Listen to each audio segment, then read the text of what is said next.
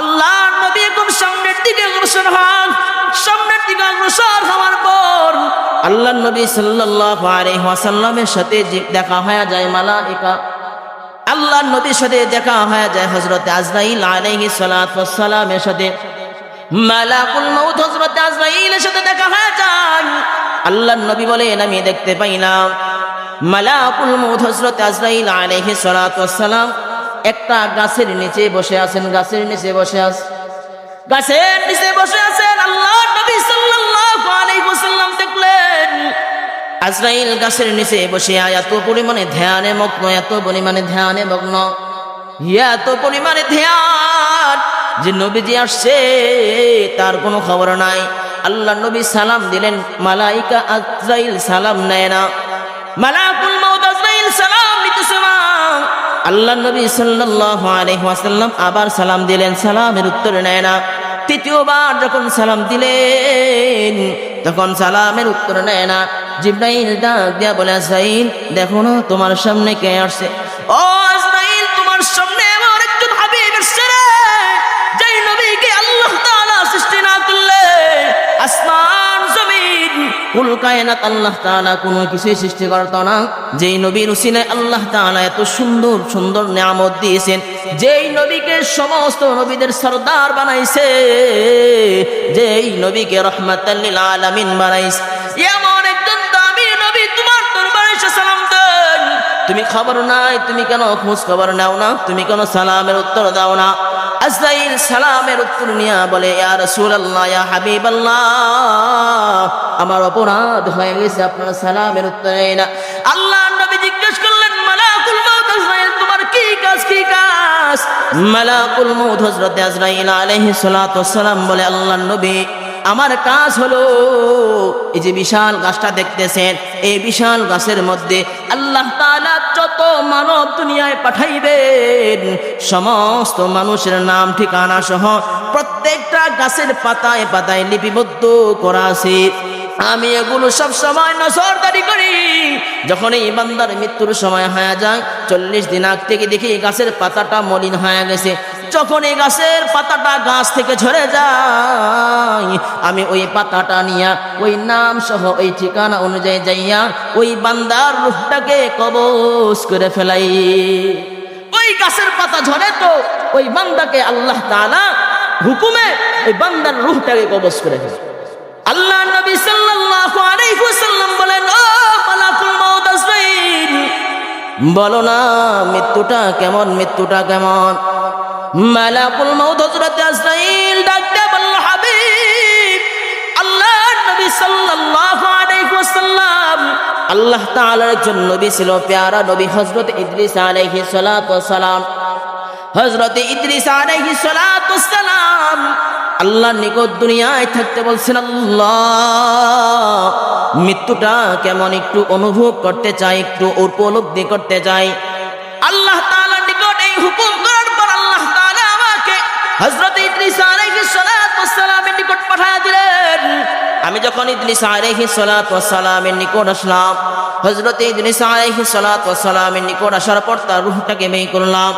হযরত ইদ্রিস আলাইহিস সালাতু ওয়াস সালামের রূহ বের করার পর হযরত ইদ্রিস আলাইহিস সালাতু ওয়াস সালামের রূহটা আবার পুনরায় তার শরীরের মধ্যে দিয়া দিলাম। এরপর আমি জিজ্ঞেস করলাম, ও গো ইদ্রিস নবী, বলেন না আপনার কেমন হয়েছে? আপনার রূহ যখন বের করেছি তখন আপনার হালত কি হয়েছে, আপনার অবস্থাটা কি হয়েছে একটু বলেন না?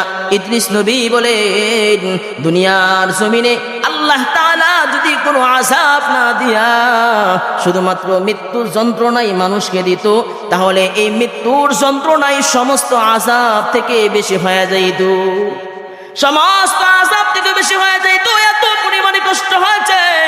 আল্লাহ নবী সাল্লাল্লাহু আলাইহি ওয়াসাল্লাম মৃত্যুর যন্ত্রণা নিয়ে বলেন, আল্লাহ নবী বলেন, মৃত্যুটা এত ভয়ঙ্কর, এত ভয়ঙ্কর।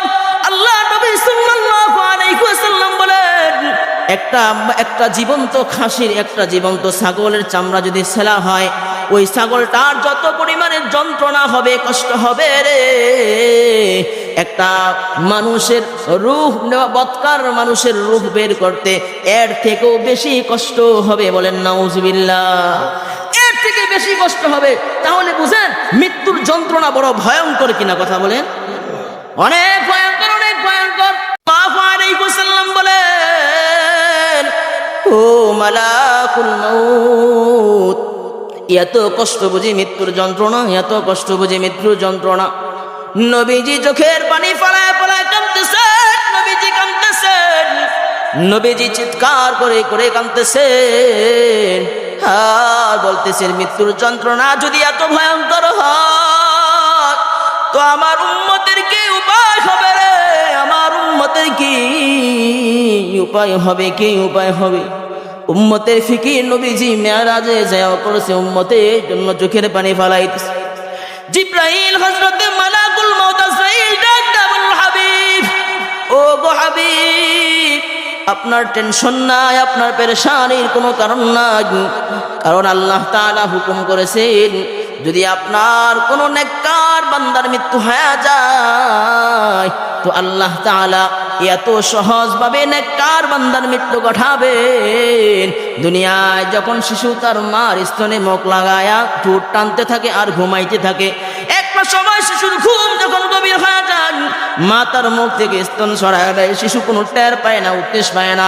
জিব্রাইল আমিন আজরাইল বলতেছেন, নবী গো, আপনার নেককার বান্দা যদি মৃত্যুবরণ করে তাহলে আল্লাহ তাআলা ওই শিশু বাচ্চার ন্যায় কষ্ট ছাড়া তার মৃত্যু ঘটায় নেবে। বলেন সুবহানাল্লাহ। আয় আল্লাহ, আপনি আমার হায়াতটাকে রজব এবং শাবান মাসে এত পরিমাণে বরকত দেন যাতে করে আমার হায়াতের জিন্দেগি আমি রমজান পেয়ে যাই। সুবহানাল্লাহ। এই দোয়াটা নবী করিম সাল্লাল্লাহু আলাইহি ওয়াসাল্লাম অধিক পরিমাণে করতেন এবং সাহাবীদেরকেও এই দোয়া করার ব্যাপারে উৎসাহ করে গেছেন। উম্মতে মুহাম্মদী তথা আমাদেরকে ওই দোয়াটা বেশি পরিমাণে করতে বলেছে। মুহতারাম হাজিরিন, শবে মেরাজ এটা সত্য, কখন সংগঠিত হয়েছে এ নিয়ে ইতিহাসবিদদের মধ্যে অনেক মতনৈক্য রয়েছে। তবে যেই সময় শবে মেরাজ সংগঠিত হয়েছে ওই বছরটাকে আল্লাহ তাআলা বলেন ওই বছরটা হলো আমে হুজুন তথা দুঃখের বছর। কারণ নবী করিম সাল্লাল্লাহু আলাইহি ওয়াসাল্লাম ওই বছরে নিজের সবচাইতে কাছের মানুষ চাচাকে হারিয়ে ফেলছেন এবং ওই একই বছরে কয়েক মাস পরে আল্লাহ নবী সাল্লাল্লাহু আলাইহি ওয়াসাল্লাম নিজের প্রথম বিবি আম্মা জান খাদিজাতুল কুবরা রাদিয়াল্লাহু তাআলা আনহাকেও হারিয়ে ফেলেছে। অতএব একই বছরে দুইজনকে হারিয়ে আল্লাহ নবী সাল্লাল্লাহু আলাইহি ওয়াসাল্লাম একেবারে অসহায় হয়ে গেলেন। এত পরিমাণে অসহায় হইলেন নবী করিম সাল্লাল্লাহু আলাইহি ওয়াসাল্লাম যে নবীজিকে যে আগলায়া রাখবে, নবীজিকে যে সান্ত্বনা দিবে এমন কোন মানুষ অবশিষ্ট ছিল। নবীজি দুইজন বিশ্বস্ত মানুষ দুনিয়া থেকে চলে গেছে। আল্লাহ নবী সাল্লাল্লাহু আলাইহি ওয়াসাল্লাম ভারাক্রান্ত হৃদয় নিয়ে তায়েফের ময়দানে গেলেন। তায়েফের ময়দানে গিয়ে যখন দ্বীনের দাওয়াত দিলেন নবী করিম সাল্লাল্লাহু আলাইহি ওয়াসাল্লামকে, তায়েফবাসীরা বড় লাঞ্ছনা করলো, নবীর সাথে খারাপ ব্যবহার করলো। নবীজি দুঃখে কষ্টে তায়েফ থেকে ফিরে আসলেন। আল্লাহ নবী সাল্লাল্লাহু আলাইহি ওয়াসাল্লামের অন্তরের মধ্যে বড় দুঃখ জ্বালা বইতে লাগলো। নবীজির এই দুঃখ জ্বালা নিয়ে নবীজি যখন দুনিয়ায় অতিক্রম করতে লাগলেন, এমন সময় আল্লাহ তাআলা ঘোষণা দিলেন, হাবিব, ও গো হাবিব, আপনি দুঃখ কষ্ট জ্বালা যন্ত্রণায় আপনি বড় অতিষ্ঠ হয়ে যাচ্ছেন। নবীজি, আপনার দুঃখ কষ্ট জ্বালা যন্ত্রণার কোনো প্রয়োজন নাই, বরং আমি আল্লাহ তাআলা আমার দিদার লাভ করি আপনার সব দুঃখ চেতনা আমি আল্লাহ দূর করে দিব। আল্লাহ তাআলা সব দুঃখ দূর করে দিবেন। এজন্য নবী করিম সাল্লাল্লাহু আলাইহি ওয়াসাল্লামকে মেরাজের মতো একটি সুন্দর ঘটনা নবী করিম সাল্লাল্লাহু আলাইহি ওয়াসাল্লামের সাথে সংঘটিত হয়েছে। আল্লাহ নবী সাল্লাল্লাহু আলাইহি ওয়াসাল্লাম উম্মে হানি, তার চাচাতো বোন উম্মে হানির ঘরে শুয়ে রইলেন। নবী করিম সাল্লাল্লাহু আলাইহি ওয়াসাল্লাম চাচাতো বোন উম্মে হানির ঘরে শুয়ে রইলেন। আল্লাহ নবী সাল্লাল্লাহু আলাইহি ওয়াসাল্লাম বলেন, আমি যখন আমার চাচাতো বোন উম্মে হানির ঘরে শুয়ে রইলাম, তখন দেখতে পাইলাম রাতের গভীরে তার উপরের যে ছাদ ছিল সেই ছাদটা অটোমেটিক ফাঁকা হয়ে গেছে। আমি প্রথমে দেখা ভয় পেয়ে গেলাম। এরপরে দেখলাম ছাদটা ফাঁকা হওয়ার পর ওই ছাদের মধ্যে জিবরাইল আমিন এসে উপস্থিত হয়ে যায়। বলেন সুবহানাল্লাহ। আল্লাহ নবী সাল্লাল্লাহু আলাইহি ওয়াসাল্লাম বলেন, জিবরাইল আমিন যখন আসলেন আমার নিকট, বললেন, হাবিব চলেন, আমার সাথে চলেন। আল্লাহ নবীর সাথে জিবরাইল আমিন জান্নাত থেকে একটা বোরাক নামক যন্ত্র নিয়ে আসলেন। ওই বোরাকটা কত বড়! মুফাসসিরিনে কেরাম বলেন, গাধা এবং খচ্চরের মাঝামাঝি আকৃতির একটা প্রাণী হলো বোরাক। আল্লাহ নবীকে বোরাক নামক যন্ত্রের মধ্যে উঠায়া নবীকে নিয়ে জিবরাইল আমিন এখন বাইতুল্লাহ তথা আল্লাহর ঘর বাইতুল্লাহ কাবার প্রান্তরে নিয়ে গেলেন। আল্লাহ নবীকে কাবার প্রান্তরে নেওয়ার পর নবী করিম সাল্লাল্লাহু আলাইহি ওয়াসাল্লামকে জমিনের মধ্যে শোয়াইলেন। জিবরাইল আমিন নবীকে জমিনের মধ্যে শোয়ানোর পর আল্লাহর নবীর ওপেন হার্ট সার্জারি করলেন, তথা নবীজির শরীরের মধ্যে যত কিছু ছিল সব কিছু বের করিয়া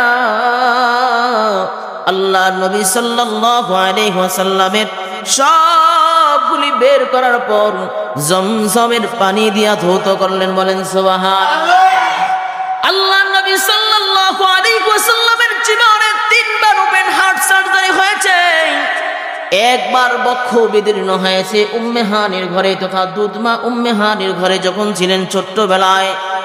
ওপেন হার্ট সার্জারি করার পর তার ভিতরে সব নারী বুড়ি যত কলম আছে সবগুলি ধুইয়া সাফ করে দিয়েছেন, যাতে করে ছোট্টবেলায় নবীর কাছ থেকে শিশু সুলভ কোনো আচরণ না বের হয়।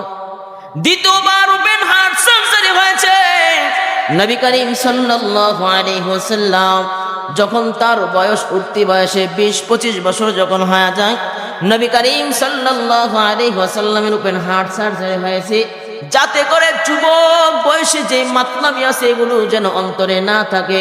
তৃতীয়বার ওপেন হার্ট সার্জারি হয়েছে যখন নবী করিম সাল্লাল্লাহু আলাইহি ওয়াসাল্লাম মিরাজের রজনীতে রবের দিদার লাভ করার জন্য যায়, তখন নবীজির বক্ষ বিদীর্ণ হয়েছে। 3 বার বক্ষ বিদীর্ণ হয়েছে, যাতে করে নবী করিম সাল্লাল্লাহু আলাইহি ওয়াসাল্লাম যখন আল্লাহর আদালতে যায়, যখন আল্লাহর দরবারে যায়, তখন যেন নবীজির আর কোনো সমস্যা না হয়। বলেন সুবহানাল্লাহ। জিবরাইল আমিন নবী করিম সাল্লাল্লাহু আলাইহি ওয়াসাল্লামের ওপেন হার্ট সার্জারির পর এখন বাইতুল মাকদিসের দিকে নিয়ে যায়। আল্লাহ তাআলা পবিত্র কালামের মধ্যে বলেন, সুবহানাল্লাযী আসরা বিআবদিহি লাইলাম মিনাল মাসজিদিল হারাম ইলাল মাসজিদিল আকসা। আল্লাহ তাআলা বলেন, আমার হাবিবকে আমি আল্লাহ তাআলা বাইতুল্লাহ থেকে বাইতুল মুকদ্দাস পর্যন্ত সফর করিয়েছি, এবং শুধু তাই নয়, নবীর আগমনে আমি আল্লাহ তাআলা বাইতুল্লাহ এবং বাইতুল মুকদ্দাসের আশপাশ এলাকাগুলিকে আমি আল্লাহ তাআলা আমার হাবিবের বদৌলতে আমি আল্লাহ তাআলা বরকতপূর্ণ করে দিয়েছি। বলেন সুবহানাল্লাহ। আল্লাহ তাআলা বরকতপূর্ণ করে দিয়েছেন। নবীর উসিলায় আল্লাহ তাআলা মক্কা এবং তার হারামের আশেপাশে বরকতপূর্ণ করে দিয়েছেন। এজন্য আজও পর্যন্ত মক্কা এমন দামি, এই মক্কা দেখার জন্যে, তাওয়াফ করার জন্যে সারা বিশ্ব থেকে মানুষ টাকা খরচ করে যায়। কথা বলেন ঠিক কিনা? আজও পর্যন্ত আল্লাহ তাআলা মক্কাকে এমন বরকতপূর্ণ করে দিয়েছেন। আল্লাহ তাআলা বলেন, মক্কা হলো এটা হারাম, তথা এখানে মারামারি, হানাহানি, কাটাকাটি সব কিছুকে নিষিদ্ধ করে দিয়েছেন। আল্লাহ তাআলা বলেন, মক্কা এবং তার আশপাশে আমি আল্লাহ তাআলা প্রতিদিন রহমত নাজিল করি। সুবহানাল্লাহ। আল্লাহ তাআলা প্রতিদিন রহমত নাযিল করে।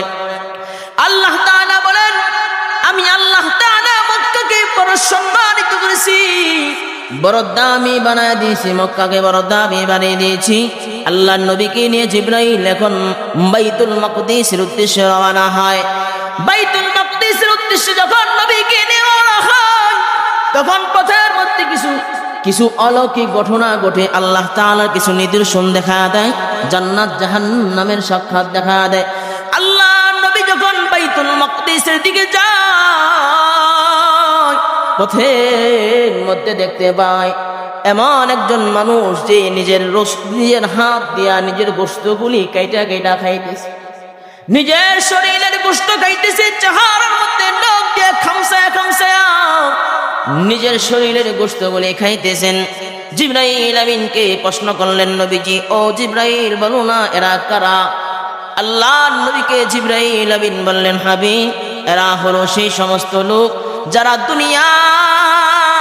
দুনিয়ায় থাকতে একজন আরেকজনের দোষ চর্চা করেছে, গীবত করেছে, পরনিন্দা করেছে, যারা দুনিয়ায় থেকে গীবত শিকায়াত করেছে, এরা হলো সেই সমস্ত লোক, এরা নিজের গোশতগুলি আজকে খাইতেছে। বলেন নাউজুবিল্লাহ। যারা গীবত শিকায়াত করে, আল্লাহ তাআলা বলে, ওয়ালা তাজাসসু ওয়ালা ইয়াগতাব বা'দুকুম বা'দা আইয়ুহিব্বু আহাদুকুম আন ইয়াকুলা লাহমা আখিহি মাইতান ফাকারিহতুম।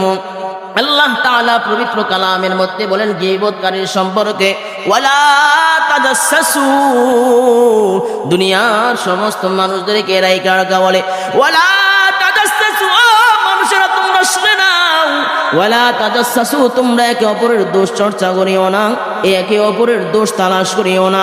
ওয়ালা ইয়াগতাব বা'দুকুম বা'দা আইয়ুহিব্বু আহাদুকুম আন ইয়াকুলা লাহমা আখিহি মাইতান ফাকারিহতুম। ও দুনিয়ার মানুষেরা তোমরা শোনো, তোমরা কি তোমাদের মৃত ভাইয়ের গোশত খাইতে পছন্দ করো? আল্লাহ তাআলা বলেন, না না, তোমরা পছন্দ করো না, এটা আমি জানি। তো বান্দা শুনে রাখো, তোমরা যদি একে অপরের দোষ তালাশ করো, একে অপরের ব্যাপারে গীবত শিকায়াত করো, তাহলে তোমরা শুনে নাও, তোমরা জানে নাও, তোমরা কেমন জানো মৃত ভাইয়ের গোশত ভক্ষণ করতেছো। বলেন নাউজুবিল্লাহ। তাহলে বুঝেন, গীবত শিকায়াত করলে, তোমরা নিজের মৃত ভাইয়ের গোশত ভক্ষণ করলে যে গুনাহ হয়, এই গুনাহ সমপরিমাণ গুনাহ আপনার আমলনামায় হয়ে যাবে। বলেন নাউজুবিল্লাহ। তাহলে বোঝেন গীবত শিকায়াত করা যাবে। জোরে করে বলেন, গীবত শিকায়াত করা যাবে। যারা গীবত শিকায়াত করবে তাদেরকে আল্লাহ তাআলা আরো কঠিন থেকে কঠিন আযাব দিবেন। আল্লাহ নবী সাল্লাল্লাহু আলাইহি ওয়াসাল্লাম বলেন, গীবত শিকায়াত এটা কেমন বড় গুনাহ। ও বান্দা শুনে না, যার ব্যাপারে গীবত শিকায়াত করছো, সে যদি তোমাকে মাফ না করে, তাহলে মনে রাখো আল্লাহর আদালতে তোমার ধরা আছে না নাই? জোরে করে বলেন, তোমার নিশ্চিত ধরা আছে। যদি গীবত শিকায়াত করো, তাহলে বান্দা তুমি মনে রাখো, ওই বান্দা যদি মাফ না করে তোমারে, তাহলে আল্লাহ তাআলা তোমারে আল্লাহর জান্নাতে ঢুকাবে না। বলেন নাউজুবিল্লাহ। এজন্য আল্লাহ তাআলা দুনিয়া আমাদেরকে পাঠাইছেন আল্লাহর ইবাদতের জন্য, কারো গীবত শিকায়াত করার জন্য নয়। কথা বলেন ঠিক? কারো দোষ তালাশ করার জন্য পাঠায় নাই। যদি আপনি নিজের জিন্দেগির দিকে তাকায় দেখেন, তাহলে দোষের খবর নাই। কথা বলেন ঠিক? দোষের অভাব নাই। কিন্তু নিজের দোষ না খুঁজে যারা অপরের দোষ খুঁজে, তারা আল্লাহর নিকট সবচাইতে নিকৃষ্ট। বলেন নাউজুবিল্লাহ। তারা আল্লাহর নিকট সবচাইতে নিকৃষ্ট।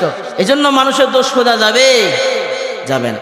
আল্লাহ নবী সাল্লাল্লাহু আলাইহি ওয়াসাল্লাম বলেন, আমি যখন সামনের দিকে পথ অতিক্রম করলাম, সামনের দিকে পথ অতিক্রম করার পর আমি একটা নদীর মধ্যে দেখলাম কিছু মানুষ রক্তের নদীর মধ্যে হাবুডুবু খাইতেছে। শুধু তাই নয়, তারা কেমন যেন পাথর নিজের হাতে নিজে খাইতেছে, পাথর খাইতেছে। আমি জিবরাইল আমিনকে প্রশ্ন করলাম, জিবরাইল, কি তাদের অপরাধ যে অপরাধের কারণে আজকে তারা নিজের হাতে পাথর খাইতেছে? পাথর। আল্লাহ নবী সাল্লাল্লাহু আলাইহি ওয়াসাল্লামকে জিবরাইল আমিন বললেন, ওগো হাবিব, এরা হলো দুনিয়ায় সেই সমস্ত লোক যারা আল্লাহর হুকুমকে অমান্য করিয়া সুদের লেনদেন করেছে, যারা সুদ খেয়েছে, সুদের সাথে সম্পর্ক রেখেছে, আল্লাহর বিধানকে অমান্য করেছে, আল্লাহ তাআলা এদের আযাব স্বরূপ পাথর ভক্ষণ করাইতেছে। বলেন নাউজুবিল্লাহ। এরা পাথর খাইতেছে, নিজে শুধুমাত্র অপরাধ যে সুদের সাথে লেনদেন করছে। আজকালকার সমাজগুলিতে, এলাকাগুলিতে তাকাইলে দেখা যায় সুদের সয়লাভ এত পরিমাণে বেড়ে গেছে, আল্লাহ তাআলা যে নিষেধ করছে এর কোনো খবরই তাদের নাই। কথা বলেন ঠিক? এজন্য আল্লাহর আদেশ যারা অলঙ্ঘন করবে, আল্লাহর সাথে যারা নাফরমানি করবে, আল্লাহর কসম তারা পার পাওয়ার কোনো সুযোগ পাবে না। আল্লাহর নবী জাহান্নামীদের আযাবের হালত দেখাইতেছেন, আযাবের হালত। নবী করিম সাল্লাল্লাহু আলাইহি ওয়াসাল্লাম বলেন, আমি যখন সামনের দিকে অগ্রসর হয়ে গেলাম, সামনের দিকে অগ্রসর হওয়ার পর দেখতে পাইলাম একজন লোক তার জিহ্বাকে কাটতেছে, কেচি দ্বারা কাটতেছে। আবার পুনরায় তার জিহ্বাটা পূর্ণের ন্যায় হয়ে যায়, আবার কাটে, আবার পূর্বের ন্যায় হয়ে যায়। আমি এই অবস্থা দেখিয়া জিবরাইল আমিনকে বললাম, জিবরাইল কি অপরাধ ছিল? ওই লোকটা কেন তার জিহ্বাটাকে নিজের কেচি দ্বারা কাটতেছে? জিবরাইল আমিন বললেন, হাবিব, দুনিয়ায় থাইকা এই লোকটা অধিক পরিমাণে মিথ্যা কথা বলতো এবং অন্যকে যে উপদেশ দিত তিনি সে উপদেশ মানত না। এই অপরাধের কারণে আল্লাহ তাআলা তার সেই আযাবের ব্যবস্থা করেছেন যে তার নিজের জিহ্বাটাকে নিজে কেচি দ্বারা কাটবে, আবার পুনরায় ন্যায় হয়ে যাবে। এমন ভাবে কিয়ামত পর্যন্ত সে আযাব ভোগ করতে থাকবে। বলেন নাউজুবিল্লাহ। একের পর এক আযাব, একের পর এক আযাব। আল্লাহর নবী সাল্লাল্লাহু আলাইহি ওয়াসাল্লামকে জিবরাইল আমিন এবং জান্নাত জাহান্নামের কিছু নিদর্শন দেখাইলেন। নিদর্শন দেখানোর পর জিবরাইল আমিন নবীকে নিয়ে বাইতুল মুকদ্দাসের পাশে নিয়ে গেলেন।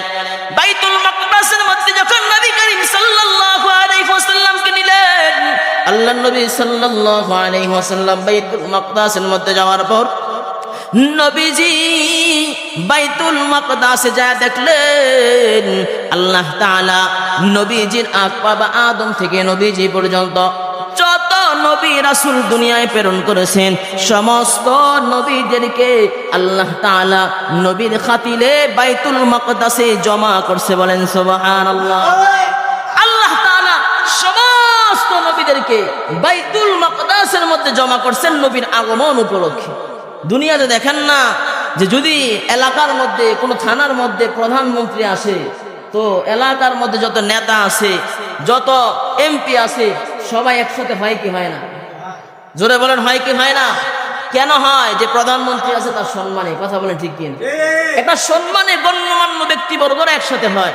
আল্লাহর নবীকে যখন বাইতুল মুকদ্দাসের মধ্যে আল্লাহ তাআলা নিয়ে গেলেন, তো আল্লাহর নবীর সম্মানে আল্লাহ তাআলা সমস্ত নবীদেরকে একসাথে করছে। বলেন সুবহানাল্লাহ।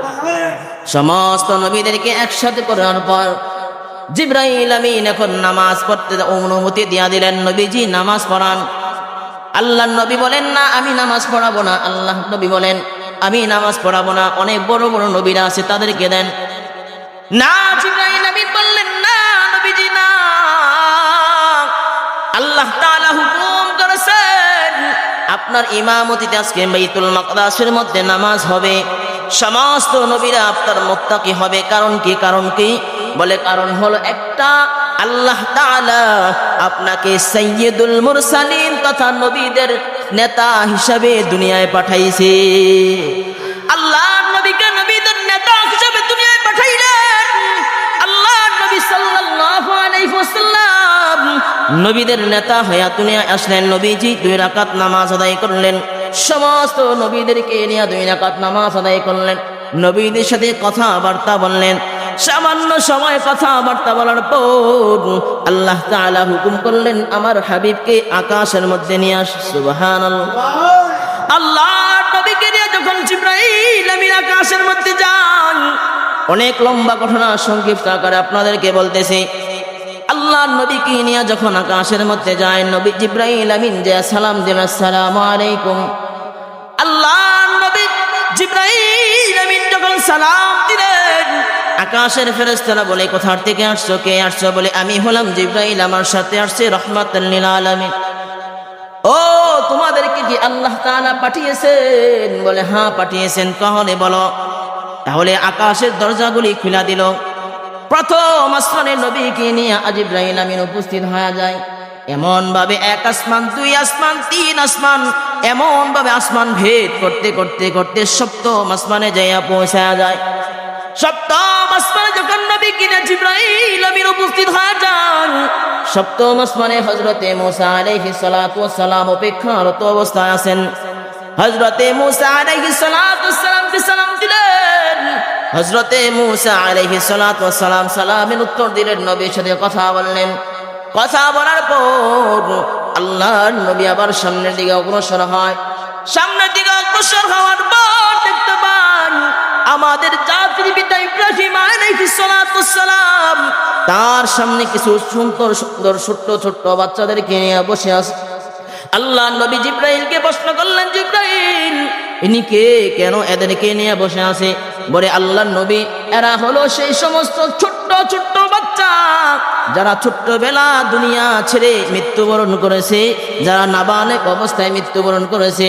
এরা দুনিয়ায় মৃত্যুবরণ করার পর জান্নাতের মধ্যে ইব্রাহিম আলাইহিস সালাতু ওয়াস সালামের সাথে এরা খেলাধুলায় মগ্ন আছে। বলেন সুবহানাল্লাহ। আল্লাহর নবী কোন সামনের দিকে অগ্রসর হন। সামনের দিকে অগ্রসর হওয়ার পর আল্লাহর নবী সাল্লাল্লাহু আলাইহি ওয়াসাল্লামের সাথে দেখা হয়ে যায় মালায়েকা। আল্লাহর নবীর সাথে দেখা হয়ে যায় হযরত আজরাইল আলাইহিস সালাতু ওয়াস সালামের সাথে। মালাকুল মউত হযরত আজরাইলের সাথে দেখা হয়ে যায়। আল্লাহর নবী বলেন, আমি দেখতে পাইলাম মালাকুল মউত হযরত আজরাইল আলাইহিস সালাতু ওয়াস সালাম একটা গাছের নিচে বসে আছেন। গাছের নিচে বসে আছেন, গাছের নিচে বসে আছেন। আল্লাহর নবী সাল্লাল্লাহু আলাইহি ওয়াসাল্লাম দেখলেন আজরাইল গাছের নিচে বসে এত পরিমাণে ধ্যানে মগ্ন, এত পরিমাণে ধ্যানে মগ্ন, এত পরিমাণে ধ্যান যে নবীজি আসছে তার কোনো খবর নাই। আল্লাহর নবী সালাম দিলেন, মালাইকা আজরাইল সালাম নেয় না। মালাকুল মউত আজরাইল সালাম নিতেছে না। আল্লাহর নবী সাল্লাল্লাহু আলাইহি ওয়াসাল্লাম আবার সালাম দিলেন, সালামের উত্তর নেয় না। তৃতীয়বার যখন সালাম দিলেন তখন সালামের উত্তর নেয় না। জিবরাইল ডাক দিয়া বলে, আজরাইল দেখো না তোমার সামনে কে আসছে। ও আজরাইল, তোমার সামনে আমার একজন হাবিব এসেছে রে, যেই নবীকে আল্লাহ তাআলা সৃষ্টি না করলে আসমান জমিন কুল কায়নাত আল্লাহ তাআলা কোনো কিছুই সৃষ্টি করত না। যেই নবীর উসিলায় আল্লাহ তাআলা এত সুন্দর সুন্দর নিয়ামত দিয়েছেন, যেই নবীকে সমস্ত নবীদের সরদার বানাইছে, যেই নবীকে রাহমাতাল লিল আলামিন বানাইছে, এমন একজন দামি নবী তোমার দরবারে এসে সালাম দেন। তুমি খবর নাই, তুমি কেন খোঁজ খবর নাও না, তুমি কেন সালামের উত্তর দাও না? আজরাইল সালামের উত্তর নিয়া বলে, ইয়া রাসূলুল্লাহ, ইয়া হাবিবাল্লাহ, আমার অপরাধ হয়ে গেছে, আপনার সালামের উত্তর দেয় না। আল্লাহর নবী জিজ্ঞেস করলেন, মালাকুল মউত আজরাইল তোমার কি কাজ, কি কাজ? মালাকুল মউত হযরত আজরাইল আলাইহিস সালাতু ওয়াস সালাম বলে, আল্লাহর নবী আমার কাজ হলো এই যে বিশাল গাছটা দেখতেছেন, এই বিশাল গাছের মধ্যে আল্লাহ তাআলা যত মানব দুনিয়ায় পাঠাইবেন সমস্ত মানুষের নাম ঠিকানা সহ প্রত্যেকটা গাছের পাতায় পাতায় লিপিবদ্ধ করা আছে। আমি এগুলো সব সময় নজরদারি করি। যখন এই বান্দার মৃত্যুর সময় হয়ে যায়, 40 দিন আগ থেকে দেখি গাছের পাতাটা মলিন হয়ে গেছে। যখন এই গাছের পাতাটা গাছ থেকে ঝরে যায়, আমি ওই পাতাটা নিয়া ওই নাম সহ ওই ঠিকানা অনুযায়ী যাইয়া ওই বান্দার রূহটাকে কবজ করে ফেলাই। ওই গাছের পাতা ঝরে তো ওই বান্দাকে আল্লাহ তাআলা হুকুমে ওই বান্দার রূহটাকে কবজ করে ফেলে। আল্লাহ নবী সাল্লাল্লাহু আলাইহি ওয়াসাল্লাম বলেন, ও মালাকুল মউত আজরাইল, বলো না মৃত্যুটা কেমন, মৃত্যুটা কেমন? মালাকুল মউত হযরত আজরাইল ডাকতে বলল, হাবিব আল্লাহর নবী সাল্লাল্লাহু আলাইহি ওয়াসাল্লাম আল্লাহ তাআলার একজন নবী ছিল, প্যারা নবী হযরত ইদ্রিস আলাইহিস সালাতু ওয়াস সালাম। হযরত ইদ্রিস আলাইহিস সালাতু ওয়াস সালাম আল্লাহর নিকট দুনিয়ায় থাকতে বলছেন, আল্লাহ মৃত্যুটা কেমন একটু অনুভব করতে চাই, একটু উপলব্ধি করতে চাই। আল্লাহ তাআলার নিকট এই হুকুম করার পর আল্লাহ তাআলা আমাকে হযরত ইদ্রিস আলাইহিস সালাতু ওয়াস সালামের নিকট পাঠিয়ে দিলেন। আমি যখন ইদ্রিস আলাইহিস সালাতু ওয়াস সালামের নিকট আসলাম, হযরত ইদ্রিস আলাইহিস সালাতু ওয়াস সালামের নিকট আসার পর তার রূহটাকে বের করলাম। হযরত ইদ্রিস আলাইহিস সালাতু ওয়াস সালামের রূহ বের করার পর হযরত ইদ্রিস আলাইহিস সালাতু ওয়াস সালামের রূহটা আবার পুনরায় তার শরীরের মধ্যে দিয়া দিলাম। এরপর আমি জিজ্ঞেস করলাম, ও গো ইদ্রিস নবী, বলেন না আপনার কেমন হয়েছে? আপনার রূহ যখন বের করেছি তখন আপনার হালত কি হয়েছে, আপনার অবস্থাটা কি হয়েছে একটু বলেন না। ইদ্রিস নবী বলেন, দুনিয়ার জমিনে আল্লাহ তাআলা যদি কোনো আযাব না দিয়া শুধুমাত্র মৃত্যুর যন্ত্রণাই মানুষকে দিত, তাহলে এই মৃত্যুর যন্ত্রণাই সমস্ত আযাব থেকে বেশি হয়ে যাইত, সমস্ত আযাব থেকে বেশি হয়ে যাইত। এত পরিমাণে কষ্ট হয়েছে। আল্লাহর নবী সাল্লাল্লাহু আলাইহি ওয়াসাল্লাম মৃত্যুর যন্ত্রণা নিয়ে বলেন, আল্লাহর নবী বলেন, মৃত্যুটা এত ভয়ঙ্কর, এত ভয়ঙ্কর। আল্লাহর নবী সাল্লাল্লাহু আলাইহি ওয়াসাল্লাম বলেন, একটা জীবন্ত খাসির, একটা জীবন্ত ছাগলের চামড়া যদি ছেলা হয়, ওই ছাগলটার যত পরিমাণে যন্ত্রণা হবে, কষ্ট হবে রে, একটা মানুষের রূহ, বৎকার মানুষের রূহ বের করতে এর থেকেও বেশি কষ্ট হবে। বলেন নাউজুবিল্লাহ, এর থেকে বেশি কষ্ট হবে। তাহলে বুঝেন মৃত্যুর যন্ত্রণা বড় ভয়ঙ্কর কিনা, কথা বলেন, অনেক ভয়ঙ্কর, অনেক ভয়ঙ্কর। সাল্লাল্লাহু আলাইহি ওয়াসাল্লাম বলেন, ও মালাকুল মউত, এত কষ্ট বুঝি মৃত্যুর যন্ত্রণা, এত কষ্ট বুঝি মৃত্যুর যন্ত্রণা। নবীজি চোখের পানি ফলায় ফলায় কাঁদতেছেন, নবীজি কাঁদতেছেন, নবীজি চিৎকার করে করে কাঁদতেছেন আর বলতেছেন, মৃত্যুর যন্ত্রণা যদি এত ভয়ঙ্কর হয় তো আমার উম্মতের কি উপায় হবে রে, আমার উম্মতের কি উপায় হবে, কি উপায় হবে? উম্মতের ফিকির নবীজি মেরাজে যাওয়া করেছে, উম্মতের জন্য চোখের পানি ফলাইতেছে। জিব্রাইল হযরত মালাকুল মউত আজরাইল ডাক দেন, হাবিব, ও গো হাবিব, আপনার টেনশন নাই, আপনার পেরেশানির কোনো কারণ নাই, কারণ আল্লাহ তাআলা হুকুম করেছেন যদি আপনার কোনো নেককার বান্দার মৃত্যু হয়ে যায় তো আল্লাহ তাআলা এত সহজভাবে নেককার বান্দার মৃত্যু ঘটাবেন। দুনিয়ায় যখন শিশু তার মার স্তনে মুখ লাগায়া ঠোঁট টানতে থাকে আর ঘুমাইতে থাকে, একটা সময় শিশুর ঘুম যখন গভীর হয়ে যায়, মা তার মুখ থেকে স্তন সরায় দেয়, শিশু কোনো টের পায় না, উত্তেজ পায় না। জিব্রাইল আমিন আজরাইল বলতেছেন, নবী গো, আপনার নেককার বান্দা যদি মৃত্যুবরণ করে তাহলে আল্লাহ তাআলা ওই শিশু বাচ্চার ন্যায় কষ্ট ছাড়া তার মৃত্যু ঘটায় নেবে। বলেন সুবহানাল্লাহ। এজন্য আল্লাহর নবীকে সুসংবাদ দিয়ে দেন। আল্লাহর নবী সাল্লাল্লাহু আলাইহি ওয়াসাল্লাম এখন মেরাজের উদ্দেশ্যে রওনা দেয়, মেরাজে যায়। আল্লাহ পাক রব্বুল আলামিনের সাথে দিদার লাভ করার আগে নবী করিম সাল্লাল্লাহু আলাইহি ওয়াসাল্লাম জান্নাত জাহান্নাম দর্শন করে। জান্নাত জাহান্নাম দেখার পর জিব্রাইল আমিন এখন আল্লাহর আদালতে নিয়ে যান, আল্লাহর সিংহাসনে নিয়ে যায়। আল্লাহর সিংহাসনে যখন নিয়ে যায়, আল্লাহ তাআলার দিদার লাভ করার জন্য নবীজি অপেক্ষমান। আল্লাহ তাআলার সাথে নবীজি সরাসরি মেরাজে কথা বলেন সুবহানাল্লাহ। নবীজি সরাসরি কথা বলছেন। আল্লাহ তাআলা দুনিয়াতে যত নবী পাঠাইছেন, কোন নবীকে মেরাজে নিয়ে সরাসরি কথা বলেন নাই। বলেন সুবহানাল্লাহ। কোন নবীকে মেরাজে নাই, শুধুমাত্র আমার আপনার নবীকে আল্লাহ তাআলা মেরাজে নিয়েছেন। এজন্য মেরাজের ঘটনা অনেক সুন্দর, মেরাজের মধ্যে আল্লাহ তাআলা তার নবীকে এত পরিমাণে দিদার লাভ করাইছেন, কোন নবীর উম্মতকে, কোন নবীকে আল্লাহ তাআলা মেরাজে নিয়ে দিদার লাভ করায় নাই। সুবহানাল্লাহ। হযরতে মূসা আলাইহিস সালাতু ওয়াস সালাম আল্লাহর কাছে বলো, আল্লাহ, আপনার সাথে তো তুর পাহাড়ে উঠা কথা বলি, প্রতিদিন কথা বলি, কিন্তু আপনাকে কেউ দেখি না, দেখতে বড় মন চায়, দেখবেন একজন মানুষের সাথে যদি আপনি কথা বলেন, যদি তার সাথে সম্পর্ক গভীর হয়ে যায় তো তাকে দেখার আগ্রহ বাড়ে না কমে? মনে হয় বাড়ে না। জোরে করে বলেন, বাড়ে না কমে? ধরেন কথার কথা বুঝাই, কারো মোবাইলে বিয়ে হয়েছে, কথা বুঝেন কি হয়েছে, মোবাইলে বিয়ে হয়েছে, বিয়ে হওয়ার পরে যদি সে বিদেশে থাকে, মোবাইলে বিয়ে হয়েছে, কথা হয়, সম্পর্ক বাড়তেছে, গভীর হইতেছে, তখন একজন আরেকজনকে দেখার আগ্রহ তখন বাড়ে না কমে? বলে অবশ্যই বাড়ে। যখন আপনি দূরে থাকবেন তো আপনার ফ্যামিলির খোঁজখবর নেওয়ার খবর বাড়ে না কমে? বাড়ে। কারণ মোহাব্বত যত বাড়ে দেখার আগ্রহ তত বেশি বাড়ে। কথা বলেন ঠিক না? হযরতে মুসা আলাইহিস সালাম তুর পাহাড়ে উঠা আল্লাহর সাথে কথা বলেন, তুর পাহাড়ে উঠা আল্লাহর সাথে কথা বলেন আর বলেন, আল্লাহ মালিক রে, প্রতিদিন আপনার সাথে কথা বলি, প্রতিদিন কথা বলি। ওগো আল্লাহ, এই পাহাড় অনেক কষ্ট করে চূড়ায় উঠা আপনার সাথে কথা বলি। আয় আল্লাহ, আপনার একটু দেখবার মনে চাই, আপনার একটু দেখতে চাই, আপনার একটু দেখতে চাই।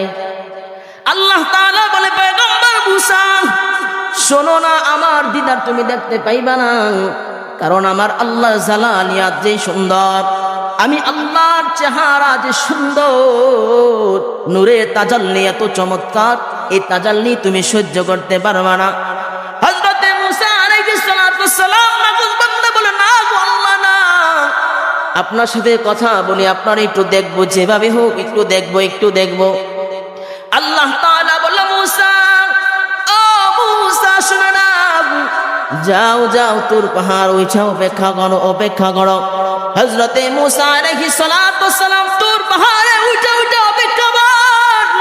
হযরতে মুসা আলাইহিস সালাম তুর পাহাড়ে উঠা অপেক্ষা রইলেন, আল্লাহর দিদার লাভ করবেন।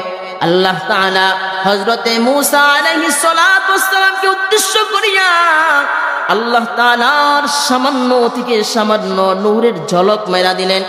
নূরের ঝলক এত পরিমাণে হয়ে গেল, হযরতে মুসা আলাইহিস সালামের শরীরে লাগার সাথে সাথে হযরতে মুসা অজ্ঞান হয়ে জমিনের মধ্যে পড়ে যায়। তার ফলশ্রুতিতে পাহাড়ের অবস্থা এমন হয়ে যায়, সেই তুর পাহাড় জলে খসে একেবারে অঙ্কার হয়ে যায়। যেই তুর পাহাড়টা আজও পর্যন্ত দাঁড়িয়ে আছে, দেখবেন মানুষ সুরমা স্বরূপ চোখের মধ্যে সেই তুর পাহাড়ের মাটি লাগায়। কথা বলেন ঠিক কি? সুরমা বানায়। ওই সুরমা যে জিনিসটা আছে ওটাই হলো আল্লাহর নূরের তাজাল্লি। বলেন সুবহান। হযরতে মুসা আলাইহিস সালামকে আল্লাহ তাআলা ডাক দিয়ে বলে, মুসা গো, আমি জানি তুমি আমার নূরের তাজাল্লি সহ্য করতে পারবা না, কিন্তু তোমার বারবার অনুরোধে আজকে তোমাকে নূরের তাজাল্লি দেওয়া হয়েছে। এই নূরের তাজাল্লি এত পাওয়ার, সামান্য পাহাড় পর্যন্ত পড়ে গেছে সামান্য নূরের তাজাল্লিতে। আল্লাহ তাআলা তার হাবিবকে যখন মেরাজে নিয়ে যায়, ৭০,০০০ পর্দা ভেদ করিয়া আল্লাহ তাআলা তার হাবিবকে দিদার লাভ করাইছে। বলেন সুবহানাল্লাহ। তাহলে বুঝুন আমার আপনার নবী কত দামি নবী পাইলাম। আল্লাহর নবী সাল্লাল্লাহু আলাইহি ওয়াসাল্লামকে মেরাজ শেষ করার পর ঘটনা সংক্ষিপ্ত আকারে শেষ করে দিচ্ছি। আল্লাহর নবী সাল্লাল্লাহু আলাইহি ওয়াসাল্লামকে মেরাজের রজনীতে সব কিছু দর্শন করার পর যখন বিদায় লগ্নে চলে আসেন, আল্লাহ তাআলা 3টা পুরস্কার নবীকে দেয়া দেয়। 1 নম্বর পুরস্কার, নবী আপনার হাবিব, আপনার উম্মতের জন্য কিছু পুরস্কার আমি আল্লাহ তাআলা দিয়া দিলাম। 1 নম্বর পুরস্কার হলো আপনার উম্মতকে 50 ওয়াক্ত নামাজ দিয়া দিলাম। 2 নম্বর উপহার আপনার উম্মতকে দিয়া দিলাম সূরা বাকারার শেষ 3 আয়াত। 3 নম্বর আপনার উম্মতকে দিয়া দিলাম মুনাফিক ছাড়া আপনার যত উম্মত আছে সবগুলি উম্মতকে আমি আল্লাহ তাআলা ক্ষমার এরকম সুসংবাদ জানা দিলাম। ক্ষমার সুসংবাদ আল্লাহ তাআলা দিয়ে দিয়েছেন। এজন্য আল্লাহ বলে, গুনাহ হয়েছে তো আমার নিকট ক্ষমা চাও, আমি আল্লাহ ক্ষমা করে দেব। সুবহানাল্লাহ। কোন নবীর উম্মতের ব্যাপারে এই পারমিশন ছিল না, শুধুমাত্র আমার আপনার নবীর বদলতে আল্লাহ তাআলা এই পুরস্কার আমাদেরকে দান করেছেন। আল্লাহ নবী সাল্লাল্লাহু আলাইহি ওয়াসাল্লাম যখন 50 ওয়াক্ত নামাজ দিয়া জমিনের মধ্যে আসেন, আসমানে প্রথম আসমানে, এই 6ষ্ঠ আসমানে দেখা হয়ে গেল হযরতে মুসা আলাইহিস সালামের সাথে। মুসা আলাইহিস সালাম বললেন, হাবিব, আল্লাহর সাথে দেখা করেছেন তো আল্লাহ তাআলা কি পুরস্কার দিয়েছেন? বলে 50 ওয়াক্ত নামাজ দিয়েছে। আপনার উম্মত 50 ওয়াক্ত নামাজ পড়তে পারবে না, আমাকে আল্লাহ তাআলা বনি ইসরাইলের নবী হিসাবে পাঠাইছেন। বনি ইসরাইল এত পরিমাণে গাফিল ছিল, ওরা 50 ওয়াক্ত দূরের কথা আল্লাহ তাআলা ওদের উপর 1-2 ওয়াক্ত নামাজ ফরজ করেছে, এগুলোই ওরা আদায় করে না। অতএব দুর্বল উম্মত 50 ওয়াক্ত নামাজ পড়তে পারবে না। জান আল্লাহর কাছে যে কমায়া নিয়ে আসেন, এমন ভাবে 5 বার 9 বার গিয়া 45 ওয়াক্ত নামাজ কমায়া আল্লাহ তাআলার কাছ থেকে 5 ওয়াক্ত নামাজ আসছে। মুসা বলেন আবার যান, আল্লাহর নবী বলেন আর যাব না, আর যাব না। আল্লাহ তাআলা ঘোষণা দেয়া দেয়, হাবিব আপনার কোন উম্মত যদি 50 ওয়াক্ত নয় 5 ওয়াক্ত নামাজ যদি নিয়মিত ঠিক মতো আদায় করতে পারে, তাহলে তার আমল নামায় আমি আল্লাহ তাআলা যে 50 ওয়াক্ত নামাজ দিয়েছিলাম, ওই 50 ওয়াক্ত নামাজের সওয়াব দেয়া দিব। 5 ওয়াক্ত নামাজ ঠিক মতো পড়বেন তো আপনার আমল নামায় 50 ওয়াক্ত নামাজের সওয়াব চলে যাবে। সুবহানাল্লাহ। এজন্য আমরা এমন মুসলমান 5 ওয়াক্ত নামাজ পড়ি না, আছে না নাই? জোরে করে বলেন, আমরা এমন মুসলমান 5 ওয়াক্ত নামাজ আমরা পড়তে চাই না। আল্লাহ নবী বলেন 5 ওয়াক্ত নামাজ পড়বে তো 50 ওয়াক্ত নামাজের সওয়াব দিয়া দিবে। ঘটনা অনেক লম্বা, সংক্ষিপ্ত করে শেষ করে দিচ্ছি। আল্লাহ নবী যখন দুনিয়ার জমিনে চলে আসলেন, ফজরের ওয়াক্ত চলে যায়, আল্লাহ নবী সাল্লাল্লাহু আলাইহি ওয়াসাল্লাম মেরাজের ঘটনা বর্ণনা করতেছেন। মেরাজের ঘটনা বর্ণনা করতেছেন, আবু জাহেল এসে উপস্থিত হয়ে যায়। আবু জাহেল বলেন, ও দুনিয়ার মানুষেরা তোমরা শুনছনি? আবু জাহেল বলতেছে, মুহাম্মদ তুমি আমার কাছে যেই কথা বলছো, এটা কি তোমার কওমের সকলের কাছে বলতে পারবা? নবী করিম সাল্লাল্লাহু আলাইহি ওয়াসাল্লাম বলেন, যত কথা বলছো সবগুলি আমি মানুষের কাছে সবার কাছে বলতে পারবো। আবু জাহেল অবাক হয়ে যায়, কি ব্যাপার, এক রাত্রিতে কিভাবে সম্ভব? মক্কা থেকে মসজিদে আকসা পর্যন্ত, আবার মসজিদে আকসা থেকে আল্লাহর আরশ পর্যন্ত যায়, এটা কিভাবে সম্ভব? এটা সম্ভবই না। আল্লাহ নবী যখন সবাইকে নিয়ে আসলেন, আবু জাহেল আল্লাহ নবী সবার সামনে কথা বললেন। আল্লাহ নবীর সবচাইতে বিশ্বস্ত বন্ধু হযরত আবু বকর সিদ্দিক রাদিয়াল্লাহু তাআলা আনহু দরবারে যায় মুনাফিকরা বলে, শুনছুনি তুনছুনি? বলে কি? কয় তোমার বন্ধু মুহাম্মদ বলতেছে, সে নাকি এক রাত্রিতে মেরাজ করেছে। আবু বকর ডাইকা বলে, আমার নবী তো জাহানের বাদশা নবী জনাবে মুহাম্মদুর রাসূলুল্লাহ সাল্লাল্লাহু আলাইহি ওয়াসাল্লামের জবান থেকে যদি এই কথা বের হয়ে থাকে, তাহলে নিঃসন্দেহে আমি এটা স্বীকার করে নেই, দুনিয়ার সবাই মিথ্যা বলতে পারে, দুনিয়ার সবাই ধোঁকাবাজি করতে পারে, দু জাহানের বাদশা নবী মুহাম্মদুর রাসূলুল্লাহ সাল্লাল্লাহু আলাইহি ওয়াসাল্লামের জবান দিয়ে কখনো মিথ্যা বের হতে পারে না। সুবহানাল্লাহ। আল্লাহর নবীর কথা সত্য, এটা আবু বকর বিশ্বাস করে নিলেন। আল্লাহ তাআলা আরশ থেকে ঘোষণা দিলেন, আল্লাহর নবী জানায়া দেন, নবী গো আপনার আবু বকর আজকে থেকে শুধু আবু বকর নয়, আপনার আবু বকরকে আল্লাহ তাআলা সিদ্দিক উপাধি দিয়া পাঠায় দিয়েছেন। বলে আপনার আবু বকরের নাম হলো আবু বকর সিদ্দিক। বলেন সুবহানাল্লাহ। মানে আবু বকর হলো সত্যবাদী। সুবহানাল্লাহ। অতএব বোঝা যায় নবী করিম সাল্লাল্লাহু আলাইহি ওয়াসাল্লাম মেরাজ হয়েছে, এটা সত্য। শুধু একবার নয়, সশরীরে একবার হয়েছে, আর সব থেকে অনেকবার মেরাজ সংঘটিত হয়েছে। আহলে সুন্নাহ ওয়াল জামাতের আকীদা বিশ্বাস হলো এটা। কথা বলেন ঠিক কিনা?